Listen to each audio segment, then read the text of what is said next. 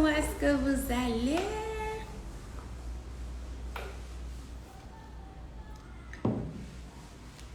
J'espère que vous allez bien. Dites-moi comment est-ce que vous allez dans les commentaires. La grande question, pourquoi Dieu nous a créés? Hello Richesse, how are you? Hello, hello. Hello Lewis, comment est-ce que vous allez? J'espère que vous allez bien. J'espère qu'aujourd'hui on parlera ensemble. Parlons-en. La grande question, pourquoi Dieu nous a créés? Mais déjà, votre semaine se passe bien? J'aime bien poser cette question parce que c'est bien de se soucier de la semaine de quelqu'un. C'est important. Donc, j'espère que vous allez bien. Moi, ça va par la grâce de Dieu. Pourquoi Dieu nous a créés? Aujourd'hui, on va parler de la loi, d'une des lois qui régit ce monde, d'une des lois spirituelles. Et cette loi est appelée la loi de l'amour. La loi de l'amour. Et qu'est-ce que la loi de l'amour dit? Elle dit que Dieu vous aime et désire avoir une relation personnelle et intime avec vous. Et je veux demander quelle est la différence entre une relation intime et une relation personnelle. Quelle est la différence entre une relation intime et une relation personnelle? Une relation intime, c'est une relation dans toute sa profondeur.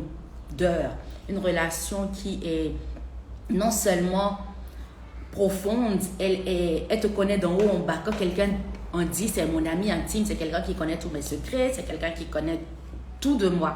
Et Dieu veut connaître tout de nous. Dans la plupart du temps, Dieu est notre dernier recours et notre dernier secours. C'est la personne à qui nous disons tout, mais en dernière position. Dieu ne veut plus cette place dans notre vie. Dieu veut être cette personne qui est notre premier secours.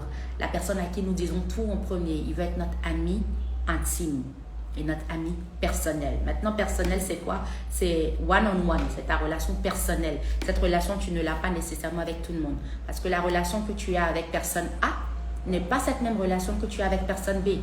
C'est ça. Donc, il veut être non seulement notre ami intime, il veut également être notre ami personnel. Et c'est pour vivre cette relation d'intimité spirituelle et personnelle que Dieu nous a créés.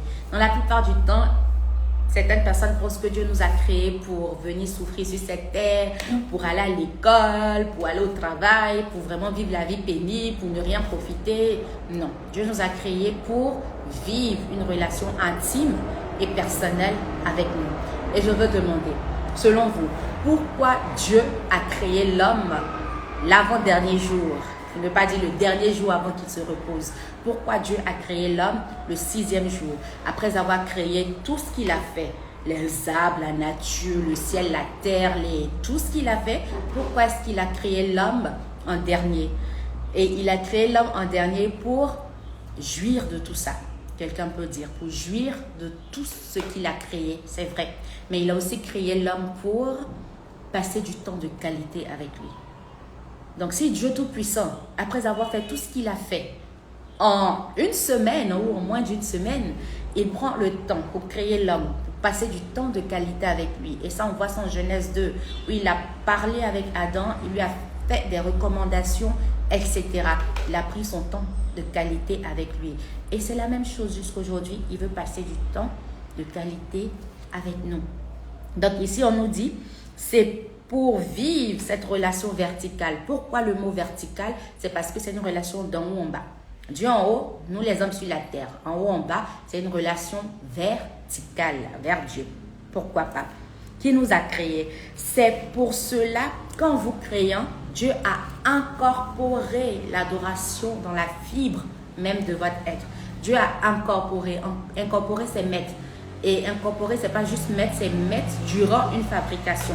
Donc, il a incorporé l'adoration dans la fibre même de votre être, dans votre être. Et l'adoration, c'est quoi? Dans la plupart du temps, certaines personnes pensent que l'adoration, c'est chanter une chanson lentement et la louange, c'est chanter une chanson rapidement. Exemple, je veux t'adorer. Je n'ai pas la plus belle des voix, mais... Donc, je veux t'adorer, lentement, c'est l'adoration. Et je veux t'adorer, je veux t'adorer. Ça, c'est la louange. Non, c'est pas comme ça. L'adoration, ici, c'est un style de vie. L'adoration, c'est un lifestyle. C'est C'est une manière de faire, c'est ça, c'est la gratitude, la reconnaissance, c'est toute une vie, c'est ça l'adoration. Et ici on voit qu'en nous créant, il a incorporé, il a mis l'adoration dans notre fibre. C'est pour ça que c'est normal d'adorer, c'est normal de vouloir adorer. Mais qui est-ce que nous adorons? Est-ce que nous adorons le Créateur ou la créature? Le Créateur ou la création? C'est ce qu'il faut se demander. Et comment savoir, c'est vers qui tu tournes ton adoration, ta gratitude, ta reconnaissance, ta vie tout entière, tous les jours. Et quelqu'un peut me dire qu'aujourd'hui, on n'adore plus les statues ou les rivières ou les marigots ou les bois. Mais oui, peut-être que c'était au temps d'Ablopoko, c'était au temps des anciens. Ok, mais aujourd'hui, qu'est-ce que nous adorons? Où est notre focus d'adoration? Est-ce que nous adorons Internet, les réseaux sociaux? C'est pas mauvais. Mais est-ce que c'est ton point focus? Est-ce que toute ton adoration est tournée vers ça? Est-ce que tu adores la petite chérie, le petit gars que tu as parce que tu l'aimes tellement, c'est ta vie. Sans elle, tu ne peux vivre. Waouh! Dieu est notre source. Dieu est notre matière. Sans Dieu, nous ne pouvons pas vivre. C'est tout comme le poisson. Le poisson, quand il a été créé dans un écosystème, dans un environnement, dans sa matière. Et lorsqu'on déconnecte le poisson de sa matière, il meurt. C'est qu'une question de temps pour lui de mourir. C'est pareil pour l'homme. Lorsque l'homme est déconnecté de sa matière, et je veux vous demander c'est quoi la matière de l'homme, est déconnecté de sa source, c'est qu'une question de temps pour que l'homme meure, qu'il dessèche spirituellement et que les conséquences se voient dans sa vie physique, dans sa vie professionnelle, dans sa vie de tous les jours. C'est autant pour la végétation, c'est le même principe. Lorsque la végétation est déconnectée de la terre, elle meurt. C'est pour ça qu'en créant l'homme, Dieu a soufflé, il a mis de son souffle, de son esprit. Et c'est l'esprit de Dieu qui fait vivre l'homme. Lorsque nous sommes déconnectés de notre matière, lorsque nous sommes déconnectés de notre source, nous mourrons. Comment rester connecté? Quelqu'un peut poser la question. C'est dans son intimité quotidienne avec Dieu. C'est lorsqu'on se laisse arroser de la parole de Dieu. Écoutez un peu ce que le psalmiste dit en Psaume 42, verset 2. C'est le cri de l'âme du psalmiste. Il dit, comme une biche soupire après des courants d'eau, ainsi mon âme soupire après toi. Est-ce que c'est le cri de ton cœur? Est-ce que ton âme soupire après Dieu? C'est ça. Et dans une autre vidéo, nous allons voir la deuxième loi. Là, on a vu la loi de l'amour. Nous verrons la loi du pardon.